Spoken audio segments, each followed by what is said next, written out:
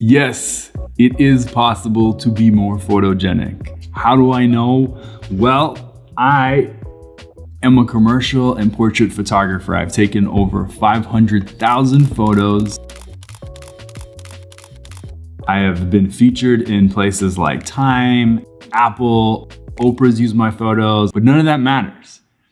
Why I know this is because I work with so many people just like you, just like me, people who aren't famous, who aren't models, who aren't super experienced and maybe possibly don't like getting their photos taken and are sort of convincing themselves every day that we are not photogenic. I'm here to tell you, you can be more photogenic. And in this video, I'm gonna share with you 5 of my best tips on how to look and feel more comfortable in cameras, AKA how to be more photogenic.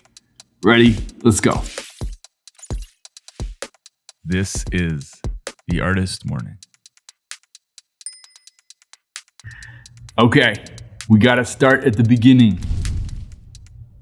You need to manage your expectations.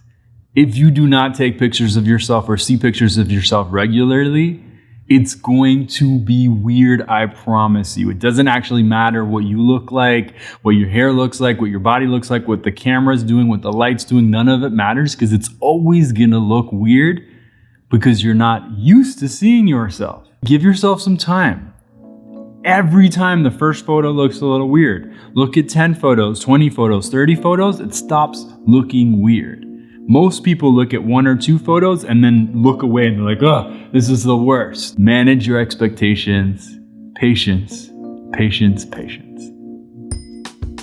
It doesn't matter what camera you use. It doesn't matter how much you've been going to the gym, how nice your clothes look, none of that matters. If you position yourself in bad lighting, your photo's gonna look bad. You're gonna look bad. Find the light. How do you find the light? Really simple. You take your phone out.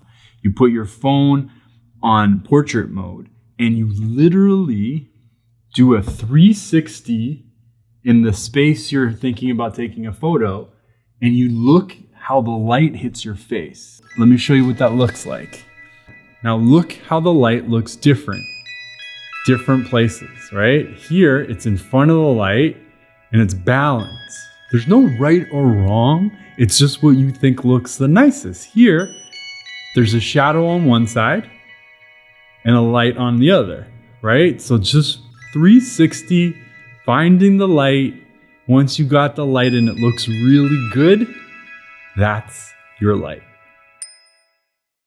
Okay, this tip is maybe my most popular, most effective. This is the tip if for some random reason I only have 30 seconds to tell my clients something. This is the one tip I tell everyone because it makes a massive difference. So maybe it's because if someone comes at you with this crazy thing, you get intimidated and move back. Maybe it's because we've had years of training in school when someone said, it's picture time, you'd go cheese, cheese, but this look sends you back. The opposite is very scientifically proven to make you look stronger, more confident, and healthier because it defines your jawline. Call it turtling. Ready? Chest stays, stomach stays, neck elongates and comes out.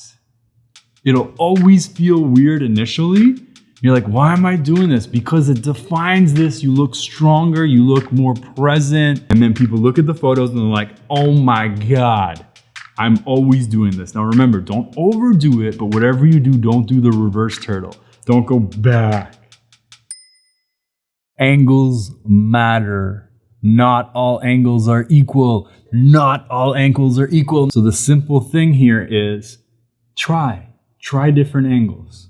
Try and look at yourself in photos in the mirror and just, oh, okay, my nose looks a little different. Oh, for whatever reason, I look more photogenic this way. I'm not saying don't take photos any other direction, but just get to know your human, get to know your face. There is no right or wrong. There are exceptions to all these rules, but in general, If you shoot yourself from underneath, you're gonna look bigger. That's why it's called a hero shot. Sometimes this works for movies, but generally for photos, unless you want this double chin action, don't do it. If you shoot from too high, you're gonna look small, right? It's a little weird. There's reasons to use this sometimes, but too small. If you shoot eye line, it's relatable, it's compatible.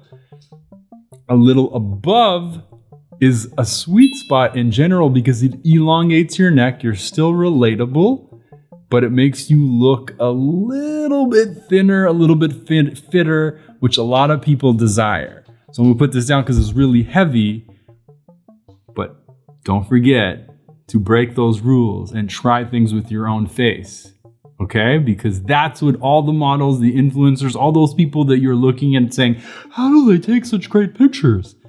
They practice, and they practice. Movement is the key to dynamic, fluid, real photos. Classic mistake most amateurs make is they figure out where the shot's gonna look good. They got their hair, their composition, their light, and then they go, okay, go.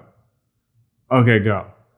No, it's too stiff, right? Figure all the composition, the light, the hair, the beard, all that stuff, and then put the phone down, take a breath, move, shake, right? Get loose, and then take 10 photos, continually moving, not sure where you're gonna go, because guess what? You're out of your head and in your body.